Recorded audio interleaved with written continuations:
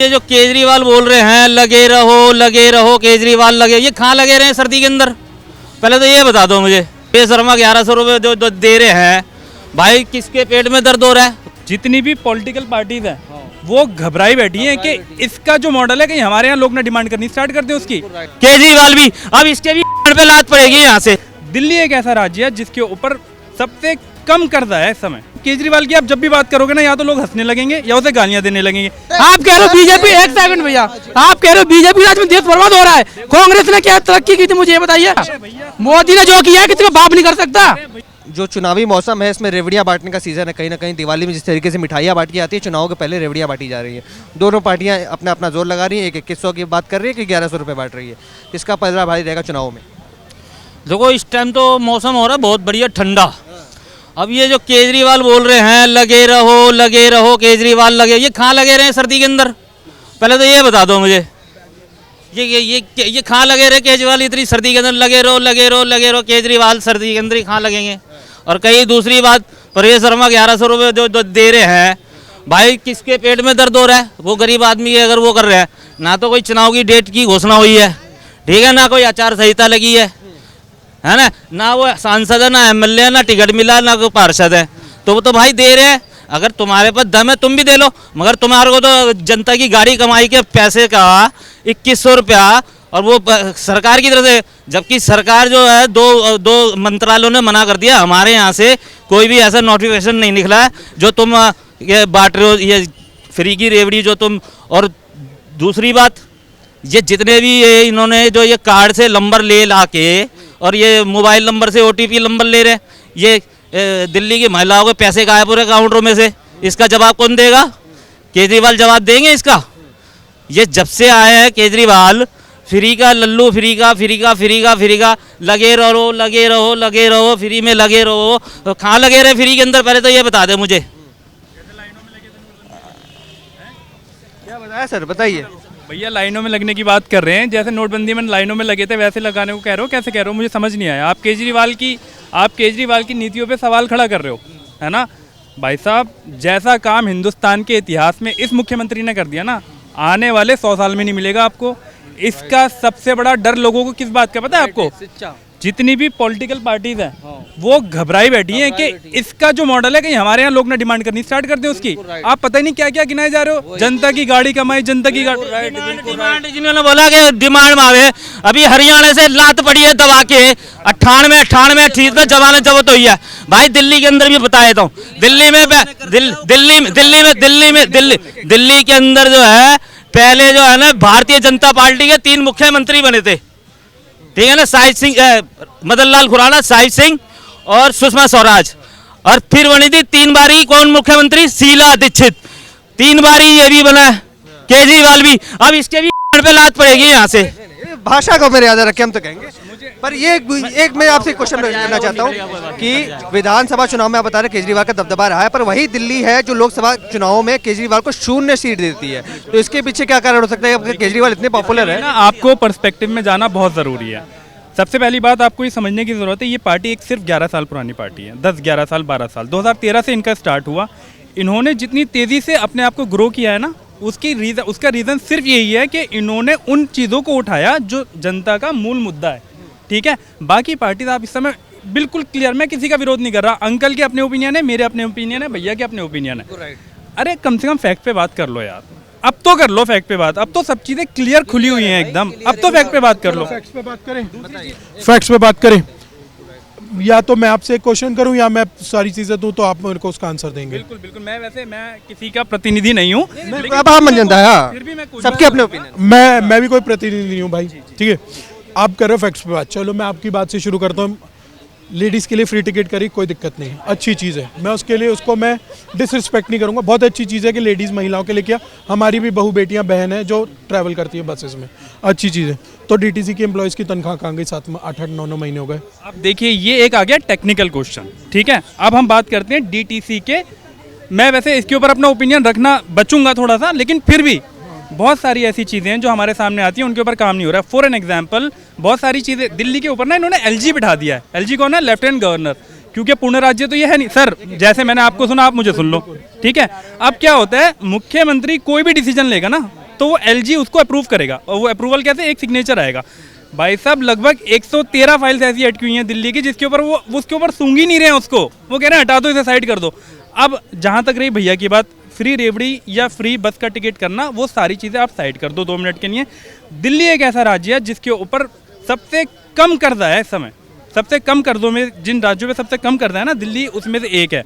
इतनी चीज़ें फ्री देने के बावजूद अगर दिल्ली का बजट बढ़ रहा है ना, तो भाई अच्छा बजट कैसे बढ़ता है भाई साहब वो सुन लो। मिसाल के तौर पे मुझे केंद्र सरकार ने 100 रुपये दिए खर्च करने के लिए, अगर मैं 5 साल के अंदर वो 100 रुपये खर्च नहीं कर पाया तो क्या होगा, केंद्र सरकार मेरा बजट घटा देगी। दिल्ली का जो भी बजट था उसने उसको पूरा खर्च किया और अपना बजट भी बढ़वाया, ठीक है, वो ग्रो भी कर रही है। हम और आप दिल्ली क्यों आते हैं भाई, काम करने के लिए, इसीलिए तो आते हैं, यहाँ पे कारोबार है। तो हर चीज़ का ख्याल रखा है केजरीवाल ने। मैं ये नहीं कह रहा आप जाओ और आंख बंद करके केजरीवाल को वोट दे दो, लेकिन मन की आंखें खोलकर सही तरीके से सोचकर कि हमारे बच्चों के साथ इस समय, मैं एक छोटी सी मिसाल आप लोगों को देना चाहूँगा अगर आपके पास समय है तो। मैं जिस स्कूल में जाता था उस स्कूल में पट्टी पे बैठता था भाई साहब। आप कहोगे मैं आपको कल मुझे टाइम दे दो, मैं आपको लेके चलूँगा उस स्कूल के अंदर। एजुकॉम स्मार्ट क्लासेस लगी हुई हैं भाई साहब वहाँ पर, एजुकॉम स्मार्ट क्लासेस लगी हुई हैं वहाँ पर। अच्छा भैया से भी मुझे एक चीज़ याद आई, भैया ने अभी कहा कल स्कूल बंद है, तर्क बहुत अच्छा है, लेकिन जो मेरा मुद्दा था वो भटक गया एकदम। तो क्या हो रहा है, केजरीवाल की आप जब भी बात करोगे ना, या तो लोग हंसने लगेंगे या उसे गालियां देने लगेंगे। एक हंसने वाला ये आ गया, एक गाली देने वाले हमारे अंकल आ गए, सुनते रहना भाई साहब। मैं भाई इन्होंने बोला स्कूल जो है हमारे एजुकेशन बहुत बढ़िया है, अभी तो और आगे बता रहा हूँ अब मैं सुन तो लो भाई, आप मैं कह रहा हूँ ना, वो केजरीवाल खुद कहते थे कि हमारे स्कूल 5 स्टार है, बहुत बढ़िया स्कूल है, विदेशों से पढ़ने आ रहे हैं, यही बोल रहे थे ना केजरीवाल जी। तो भाई ये वाली स्कीम लाने की क्या जरूरत पड़ेगी, यहाँ से विदेश बच्चे भेजेंगे, या तो तेरे स्कूल खराब है जब विदेश से लोग आ रहे हैं यहाँ पढ़ने, अपने मुंह से बोल रहे हैं। नहीं, फिर यहाँ के बच्चों को ये फ्री का जो दे के विदेश भेजना, तो ये या तो यहाँ के स्कूल खराब है या फिर ये केजरीवाल गलत है। अंकल का सवाल बहुत अच्छा है, अंकल का सवाल बहुत अच्छा है।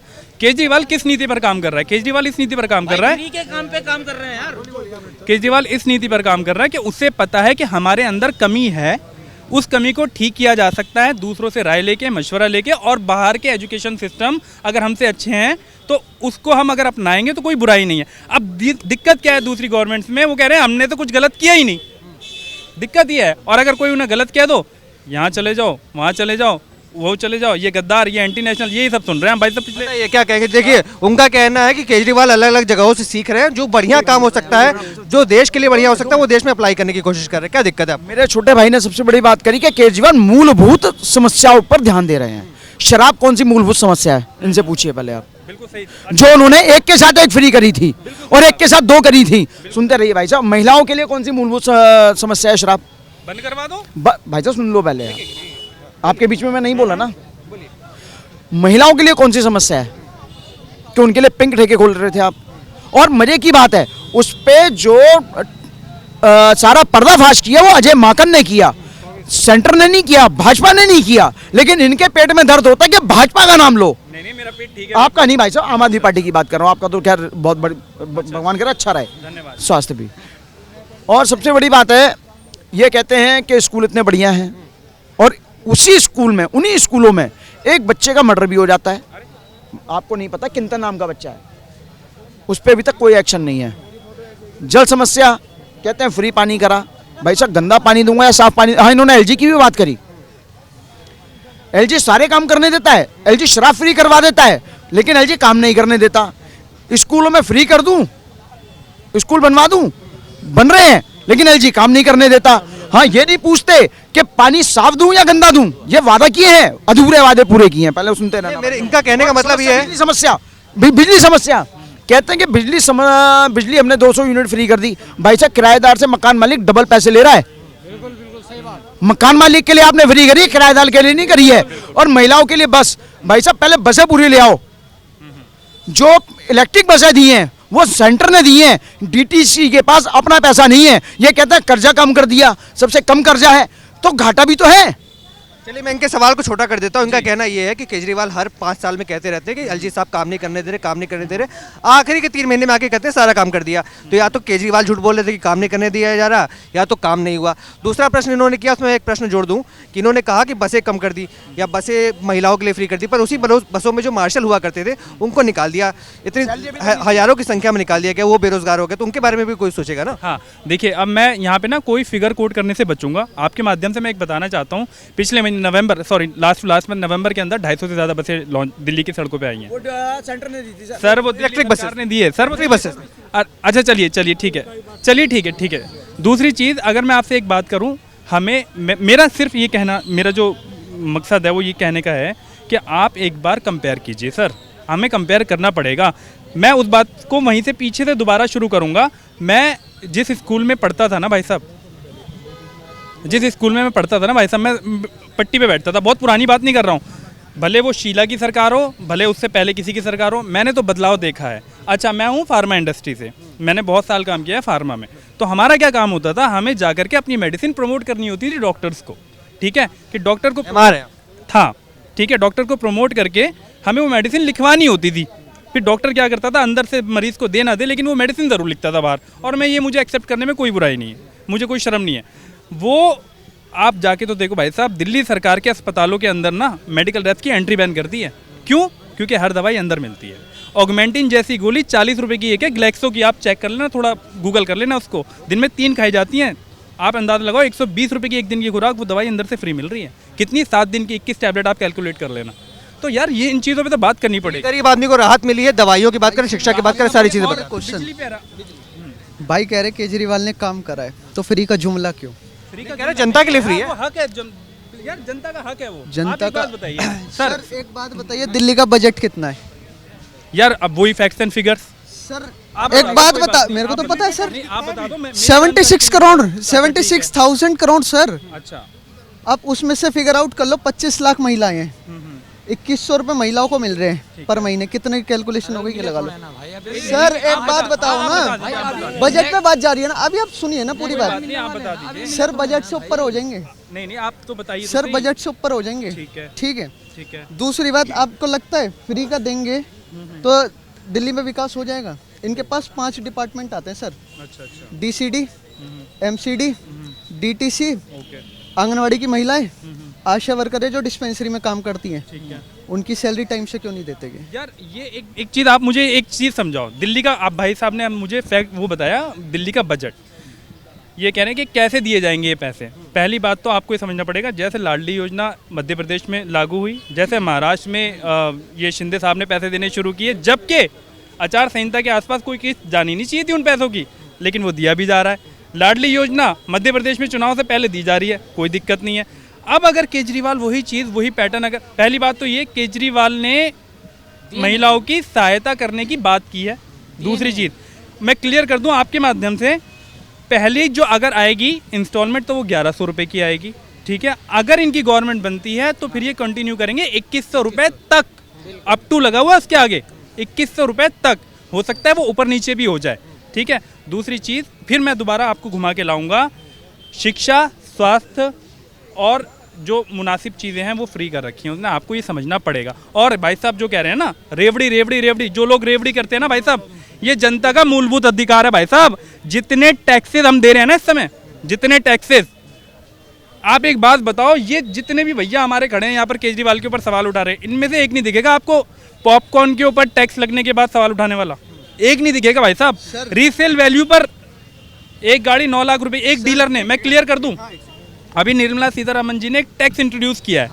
एक गाड़ी, पहली बात तो वो आम आदमी के लिए नहीं है, जैसे अगर मैं अपनी पर्सनल गाड़ी बेचता हूँ, बेकार में भ्रांति, हमारी आदत नहीं है भ्रांति फैलाने की दूसरी पार्टियों की तरह, ठीक है।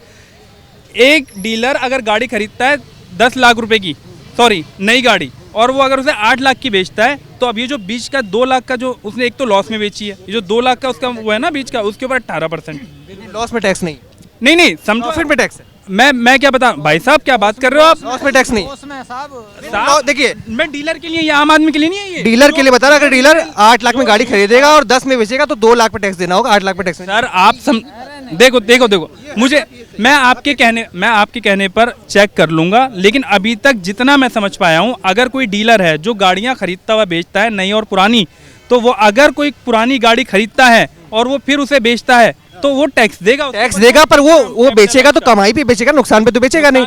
तो जो कमाई का मार्जिन होगा उस पर वो टैक्स देगा। ये खबर नेशनल, मैं बता देता हूँ क्योंकि ये खबर नेशनल मीडिया ने भी चलाई थी और ये कुछ गलत खबर थी, इसको करेक्शन करने की जरूरत है। चलिए ठीक है, हमने कभी दूध के ऊपर टैक्स नहीं दिया यार, ये तो आपको बात करनी पड़ेगी। हमने कभी दही के ऊपर टैक्स नहीं दिया। सर भाई इन्होंने क्लियर कर दिया, वैट वगैरह सब पे थे, अब जीएसटी का नाम देते हैं। सब क्या दूध के ऊपर वैट था भाई साहब? क्या बात कर रहे हो आप अपने माध्यम से, क्या बात कर रहे हो? दूध के ऊपर वैट था ही नहीं। वैट नहीं, वो तो दूध दही सारी चीजों पे अलग चार्जेस लगते थे, पर उसको जीएसटी का नाम दे दिया गया। 3 स्लैब्स को पहले गवर्नमेंट ऐसी चलेगी, दूध महंगे कर दिए, इस पे सवाल उठा नहीं। भाई जी कह रहे थे 1100 रुपए पंजाब में क्यों नहीं मिले, 3 साल हो गए। ये पूछ रहे पंजाब में 1100 क्यों नहीं? देखो क्या होता है, हर पार्टी का, हर जगह का, हर राज्य का एक अलग स्टेट होता है जी। 15 लाख रुपए मिल गए। हाँ बताओ, लाख मिल गए भैया, मैं बता रहा हूँ। जुमला था। एक सेकंड, मुझे एक रिकॉर्डिंग दिखाओ 15 लाख वाली बात, मैं बताऊंगा ना क्या बात थी। 15 लाख आप वीडियो दिखाओ। पत्रकार महोदय के गलत मैंने, उन्होंने ऐसा 15 लाख देने का वादा नहीं किया था। क्या बोला था आपको पता है? मैं महोदय पत्रकार सर 15 लाख क्या बोला था? देश का पैसा, काला धन जो आ जाए, आया तो नहीं, काला धन जो बाहर आ गया क्या? पहले मेरी पूरी बात तो कंप्लीट होने दीजिए सर। इनको पहले, मुझे लगता है इनको माइक लगाइए पहले ना। भाई साहब मैं आपके बीच में बोला था, रुक जाइए, रुक जाइए सर, मैं आपसे भी रुक मैं आपसे भी जाइए सर। उन्होंने बोला था देश का काला धन वापसी आ जाए तो हर इंसान पे 15 लाख रुपए वापसी आ जाते हैं। अब इन्होंने गलत सुना है तो वो हमारी गलती नहीं है। बिल्कुल, अगर मैं कोट अनकोट कर दूं, जो भैया बता रहे हैं बहुत संभाल के बताया उन्होंने कहा बाहर के बैंकों में इतना काला धन जमा है कि अगर वो वापस आ जाए तो आम आदमी के खाते में 15-15 लाख रुपए तो यूं ही आ जाएंगे। ठीक है, और ये सिर्फ एक बार नहीं था, ये कई बार था और इसका ऊपर नीचे भी हुआ। अब उसके बाद क्या होता है, एक किसी चैनल का मैं नाम नहीं लूंगा, उस चैनल पे हमारे अमित शाह जी उसको क्लैरिफाई करते हैं कि जी वो तो जुमला था। ठीक है, दूसरी चीज भैया, हमें बहुत जरूरत है इस समय ये सोचने की। आप ये देखो, इस समय कोई भी बात करेगा ना अगर केजरीवाल के बारे में, आपको ऐसा अपोज फेस करना पड़ेगा। कोई भी बात करेगा अगर कांग्रेस के बारे में, ओपोजिशन के बारे में, ऐसा अपोज फेस करना पड़ेगा जो पहले हमें कभी नहीं करना पड़ता था। हमने क्रिटिसाइज किया है कांग्रेस को, हमने क्रिटिसाइज किया है दूसरी पार्टीज को, हमने हर पार्टी को क्रिटिसाइज किया है। पहली बार ऐसा हो रहा है भाई साहब कि देश बर्बादी की तरफ जा रहा है और हम उसे सेलिब्रेट कर रहे हैं, आप मानो या मत मानो।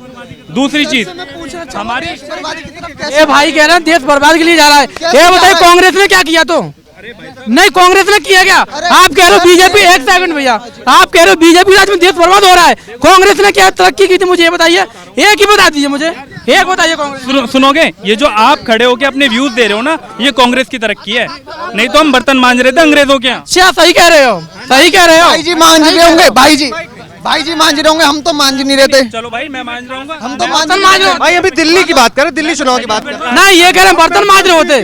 सही कह रहे हो तुम इस बात को, दावे के साथ कर बता। भाई साहब मोदी ने हो तो खाने खराब हो जाते आज, देश में रहना पाते तुम।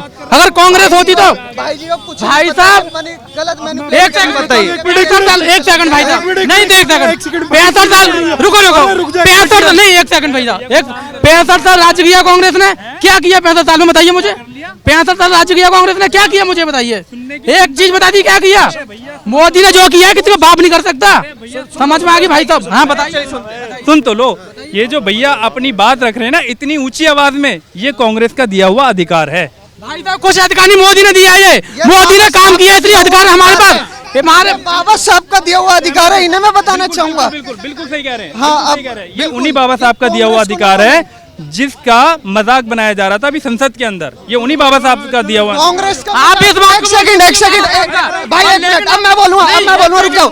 जब मजाक नहीं बन रहा था संविधान का, जब मुस्लिम पर्सनल लॉ बोर्ड आया, जब वक्फ बोर्ड आया, तब मजाक नहीं बन रहा था। अब मजाक बन रहा है, अब इन्हें मजाक दिख रहा है, वो लहराते फिरते हैं, उन्हें पता तो होता नहीं है लिखा किसने, कितने पेज है उसमें, बस बाबा साहब का अपमान करने लग जाते हैं ये। ये तो नहीं बोला कांग्रेस का, बाबा साहब को संविधान के ऊपर बोलते तुमने क्यों नहीं कहा? नहीं, मैं आपसे एक बात कर रहा हूँ भाई साहब, मैं आपको बताता हूँ 65 साल कांग्रेस ने राज्य किया, कुछ भी नहीं किया। जो 10 साल के अंदर मोदी ने किया है ना, वो किसी ने नहीं किया। आप पहला पॉइंट देखो, जम्मू कश्मीर के अंदर 370 धागा लागू थी, 70 धागा लागू थी ना, 370, कांग्रेस ने क्यों नहीं उठाई बताइए मुझे? वहाँ पहली बात भारत का झंडा फहर रहा है, दूसरा पॉइंट राम मंदिर भी बनवा दिए हिंदुओं के लिए। भाई साहब और क्या चाहिए तुमको? कश्मीर में और भी देखो अभी तो ट्रेलर चल कश्मीर में जो हिंदू नरसंहार हुआ था उसमें तो सर अवार्ड दे रही थी कांग्रेस। बाबा की बात सुन ले। भाई साहब ओबीसी कहता है, एक सेकंड, मैं एक बात और कहना चाहता हूँ, जो शख्स कहता नहीं मुझे 15 मिनट दे दो, भाई साहब एक सेकंड, जो शख्स कहता है हैदराबाद से बैठ के मुझे 15 मिनट दे दो मैं कुछ कर दूंगा, हम कह रहे हैं तुझे 15 लाख मिनट दिया, तू कुछ भी नहीं कर सकेगा, तू कुछ भी नहीं कर सकेगा। पत्रकार महोदय, एक चीज समझने की जरूरत है आपको। अभी हमारे पास टॉपिक क्या था?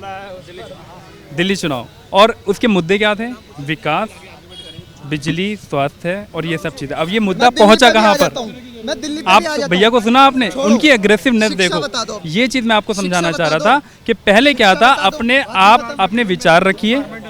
किसी पार्टी से आप सहमत हो, किसी से आप सहमत नहीं हो, पहले तो ये अधिकार था आपको, लेकिन अब ये अधिकार छिनता जा रहा है। लो, शिक्षा की भी सुन लो भाई जी, एक मिनट अरे भाई जी, शिक्षा अरे हमारे भाई चलिए इसको अभी हम यहाँ खत्म करेंगे। और जिस तरीके से यहाँ पर लोगों के बीच गर्मा गर्मी का माहौल इस डिबेट के अंदर देखने को मिला, दिल्ली चुनाव को लेकर लोग दो पक्षों में बटे हुए हैं। एक तरफ नरेंद्र मोदी हैं, दूसरी तरफ अरविंद केजरीवाल हैं। दोनों की अपनी अपनी राय है, दोनों के समर्थकों की अपनी अपनी विचार है। अब आप क्या विचार रखते हैं इस पूरे प्रकरण के बारे में हमें कमेंट करके जरूर बताइए। तमाम ऐसी खबरों के लिए बने रहें एक तरह सौगंध टीवी। धन्यवाद। आप देख रहे हैं सौगंध टीवी, सौगंध वतन की।